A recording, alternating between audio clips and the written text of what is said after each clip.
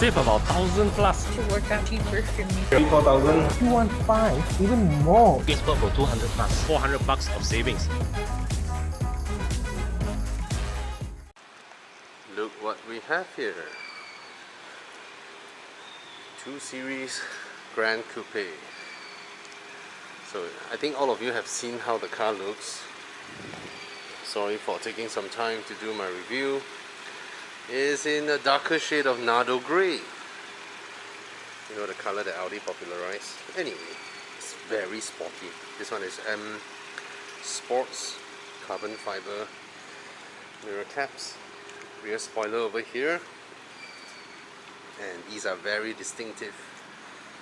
Tail lamps. Oh, with an M Sport exhaust. I'm not sure if these come standard or we need to spec them. So far, only BMW and Akrapovic is carbon fiber covered exhaust tips. Right? It is a frameless car. I always believe that 4-door cars now should be frameless because it makes no sense to buy a 4-door practical car as opposed to a 4-door SUV nowadays. So if it's a sedan, low riding, it might as well be sporty. If not, there's no reason to buy one apart from an SUV. Alright, let's hop in. Rear seats look spacious. Ingress is a little bit of a struggle, but I can put my size 11.5 feet from the base of the rear seats to where the rails start.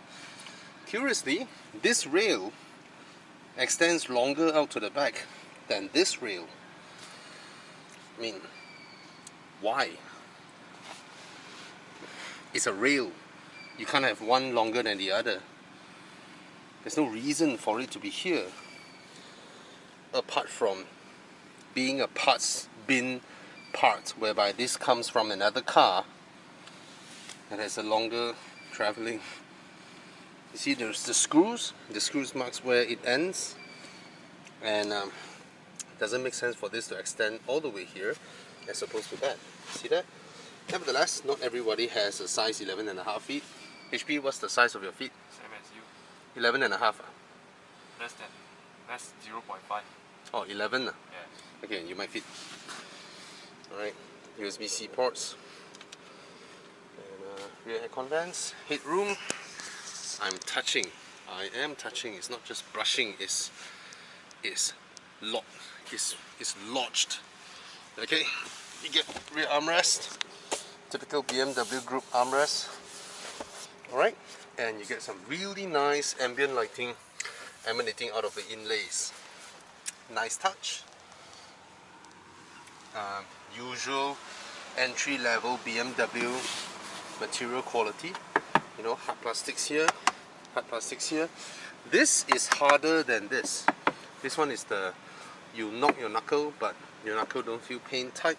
But this one is you knock your knuckle, your knuckles feel pain. Yeah.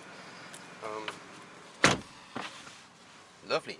Rear seats is a lot higher than the front, and visibility at the rear is very good. I think the packaging is well done because they employ the proven Japanese tactic of making the car really tall to increase interior room, which has been done by CTs, you know, Vios and all that.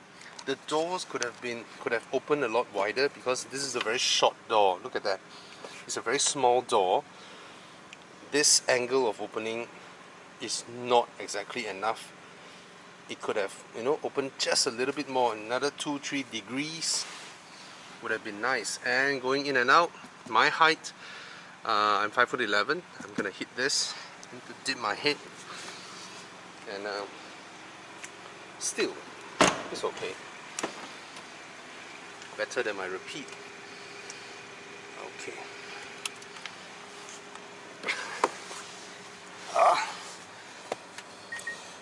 Typical BMW, you get a very proper sitting position when it's driving, and typical of BMWs of this segment, the seats are small. The seats. Okay, I can't make the seat wider, right? I don't think it's adjustable, right? No. Oh, it is. It is. It opens up now. Slightly. There's a little adjuster there. And yep, it's alright. Very compact cabin. Nice. It's typical BMW. BMW no longer has an edge when it comes to interior material quality as compared to Mazda. Right? They no longer have the edge, but you have the typical BMW recipe. Nice chunky steering wheel, soft and squidgy, and a little bit too thick for women with smaller hands. Alright, nice quality steering wheel. This steering wheel construction is a lot better than the M Sport 3-spoke steering wheel, which is now upgraded to this M Sport 3-spoke steering wheel. This is a new one, not as sporty. Yeah, no. M Sport everywhere but no pedal shifter, and there's a little screw behind for the pedal shifter. Why? And this dash looks horrible for a BMW. It's analog pretending to be digital. So the little needle is mounted behind this thing. Oh my god, I can touch the whole thing. There's no cover over it, so I can actually run my fingers on this thing. Alright, the needles are at the back. This is semi-transparent. The fonts are on top, so it gives you the illusion of a digital screen, which it is not. Alright, and this has got to be one of the tiniest new iDrive, which I don't have complaints, because the whole iDrive menu system is horizontally linear, and even if you give them screens that are taller in diameter, they just scale things up and not do anything with the remaining space. And it's not like if it is tall, you get to display the sat-nav that way, right? So this serves the same purpose as one that is larger, because that one just scales things up, that's it. And this size is enough, alright? All these familiar touches from the 3 series, the 8 series, you know, they're all there. This is still there. Look at that, run my fingers across. It's touch sensitive. And, oh, wireless charger. Interesting. And it fits. Does it? Barely. Do I have to slot it in? Is there like a stopper? No, Oh, there is. Yeah. It's a rubber piece there. And that's it. Cannot be, right? It's your phone too big. Oh, there's a rubber here. And it's meant to be slanted.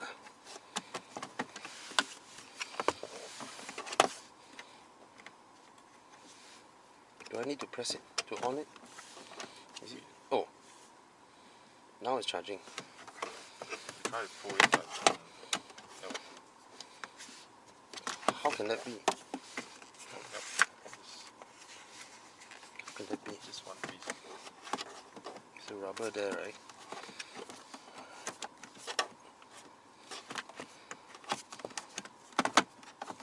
Oh, there's a little notch there.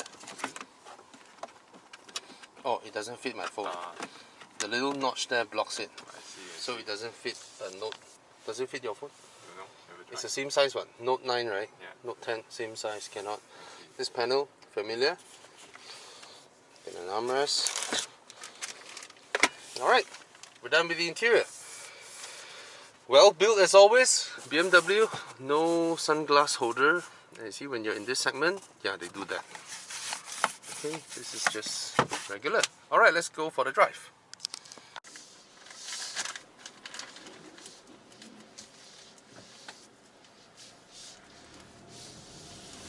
Alright, like how a premium car should be, the steering wheel telescopes.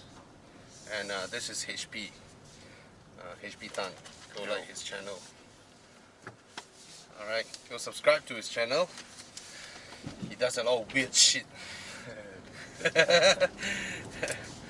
Alright, how does it feel? Oh, okay, the undercarriage is typical of cars of this segment. You know, they send quite a bit of stuff into the cabin. No need. No. Oh, okay. Thank you. Where's the engine start stop disable button? I think I off it already. Okay, it's off. Yeah. All right. Okay, the goal of this car is not to. What are they doing? They're taking pictures of their car, selling or selling. Oh, they're selling the car. Oh, that's my neighbor. They're selling the E60. With a single 6 number plate. They're selling it. They have the new 5. They have the X5. They have everything. Smart Tech. I got Smart Tech.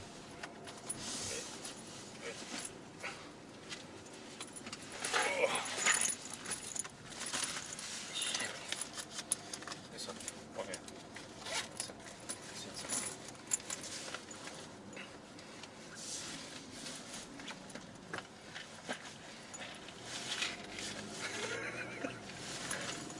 Ada. No. Sure got one. No. No, then it's here. Okay, it's here. Sorry. Paiseh. Yep.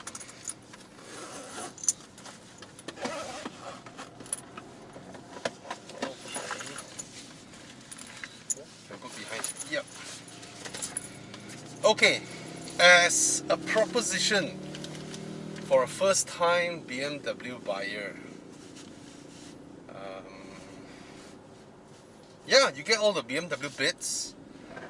You get some intentionally uglified BMW bits that you can't find in any other BMWs. I kind of wish they would have just, Digital. Full digital. or a normal BMW gauge.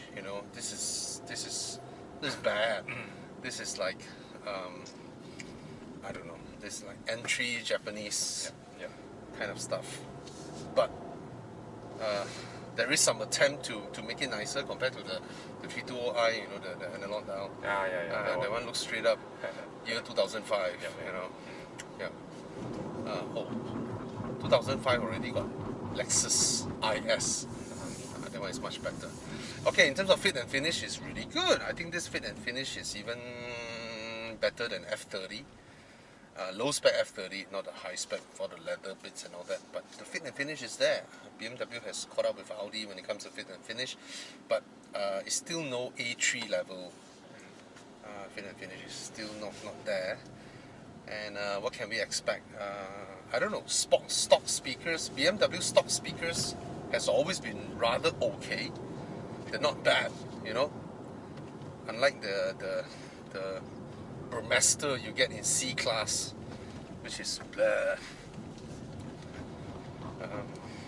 Okay, the ride is busy, but my closest comparison is it's busier than the new CLA. You drove the CLA or not? No. It is busier than the new CLA. It's not as refined as the new CLA, but it's better than the previous CLA. And all of them cannot compete with the Audi A3 that came out in year 2014 or 13, No, it's not that level. But of course, this is M Sport. Maybe it has an M Sport suspension, and that's why it's more sporty and feels like a Mini. It feels like a Mini. It has that rather. Feels like a Mini, Like, Yeah. I know. And how much is the price? Do you know? 211367. 211,000. Well, we live in a world where the Mazda 3 is 160k. And what engine do we have here? This is the 1.5. 1.5 3-cylinder. Yep. 140 PS. 140 PS. 200 Okay. Newton meters. Right. I think the soundproofing of all this on this car now is slightly better than that of what we experienced in the X1. The poverty spec X1. That one, you you can hear the engine. This one is pretty well insulated. Oh, Yep, quite refined one. it almost catch up to a Proton X50. Okay, X50 cabin is more refined, and X70 has. You know, my friend who drives a BMW X1, he told me recently he upgraded to a Proton X70. He was comparing like CRV, everything, and it's a car for his wife lah. Yeah, man.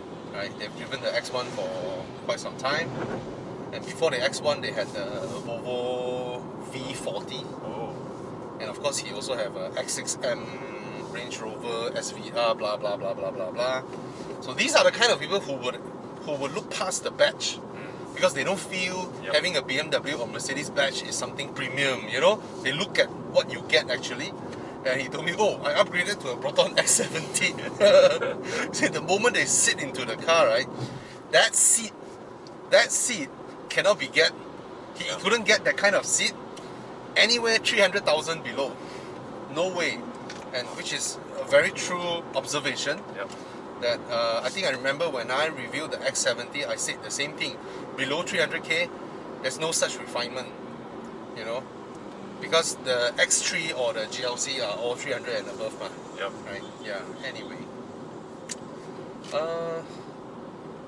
comfortable apart from little things that got sent in from the road, but I can accept it in this segment, right? Because it is a small car as opposed to be slightly sportier, blah blah blah blah, right?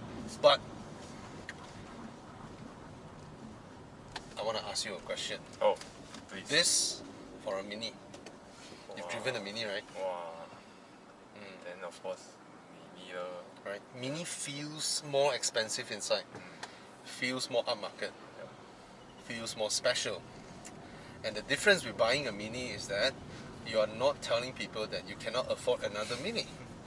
Right? When you buy this, you are spelling out loud with your single line tail lamp at the back far away visible that you cannot afford a 3 Series. Because this car, in terms of proposition, it is in every way, every dimension, a lesser version of a 3 Series, you know. Granted, I would say this is a much better proposition than the A-Class sedan, because the A-Class sedan just looks like a saga. It looks like a car, a normal car. This one, at least you have the frameless doors, you have that little angry face up front, you have a unique styling, I would say, when you're out there amongst the traffic with other cars. People won't mistake this car as a saga in front, you know. But the A-Class sedan gets that all the time. It gets that all the time. So, and I'm sure it drives well. Sure. Yes. I'm sure it drives well. The one thing that you know a BMW gets right is the driving dynamics. And it's not just the handling, it's also how the car shifts its gears, how it drags at certain point, you know, how smooth it goes. This is one thing that can't be guaranteed with Mercedes-Benzes, right? Mercedes-Benz is a hit and miss, you know. Yeah, I think this is alright. At the end of the day, you cannot deny it has a premium badge. It has a BMW badge, right? And when you go service your car, when you sip your coffee, you'll be sitting next to someone who paid 1.5 million for his M8. That's what I'm saying. It is a premium badge, right? You get to sit next to the M8 guy when you service your car. And yeah. What else you get? Front wheel drive. I don't have a big complaint on this, to be honest. If they're able to squeeze out more room. But in terms of squeezing out more room, just like how Mazda loves to learn from BMW in you know, infotainment, layout of dash and all that, and the cramped cabin Yep. that BMW has in small cars.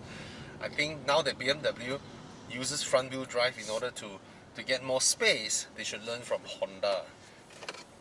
They can get a very good lesson from Honda in terms of how car interior packaging was done, because nobody does it better than Honda, right? Honda is just, they're just able to squeeze more space.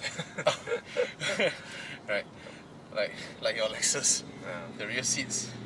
I never knew, you know, your Lexus, the generation, right, that Yep. GS Yep. has almost the same rear legroom as your car. Yeah, almost same. Horrible. Horrible. That car is the size of my Toyota Crown, and the rear legroom is like an IS, which is almost non-existent, you know. Horrible. But are there little nuances that betray how this car attempts to be a premium car? I think it's mostly just the ride. So if BMW just put this car with M Sport body kits, okay, I'm not sure. I did not check. I don't know whether it has. Does it have M Sport suspension? I just went through. It didn't say. Just adding the kit on it, body kit. Please refill. Oh, Why you all didn't refill? Can yesterday. claim what? Okay, yesterday we did. Then after done shooting. Whoa! Yesterday you all did. After done shooting, refill again ah. Yeah. Oh, suspension is not M Sport. No. Oh, then it's a little bit busy, but it's not as busy as the 330i with M Sport. It's livable, but it's busy. It's on the busy side, okay? But I have to say this: when you drive a Japanese car that is of this size, let's say a Honda City or a Toyota Vios, it will be somewhat like that. Smaller cars with shorter wheelbase reacts more to the road, so it's fine. Is it that has it crossed the middle spectrum towards the comfort side? Yes, it has, but it's far from being a very comfortable car. All right, it's not there yet. Morning traffic. I think this traffic is perfect to review cars like that. Power comes smoothly. And if I keep a little bit of a distance and give it a whack. Okay lah. Okay. So if you drive this car and a Golf TSI comes to your back, a Honda Civic comes to your back, you know, starts coming behind, you can forget about the virtues of what the BMW badge makes you believe. Right? And you can use something that everybody says BMW owners do not know how to. Put in your signal and get the hell out of their way, because your car is not as fast as theirs. Be it a Golf 1.4, a Jetta 1.4, or Civic 1.5, and we did not waste how to go there, right? Yeah. Anyway, let's make a U-turn first. It's nice to drive. It's a nice drive. It has that kind of feel whereby you just rummage through things, since it's already not that super comfortable, and you don't feel the heft of the car like pressing down on the suspension all the time. So you can just throw it into a corner, throw it into a U-turn, and it is a car that you can drive with not a lot of care, I would say. Like how you would with a Polo sedan. Yeah, it gives that sort of.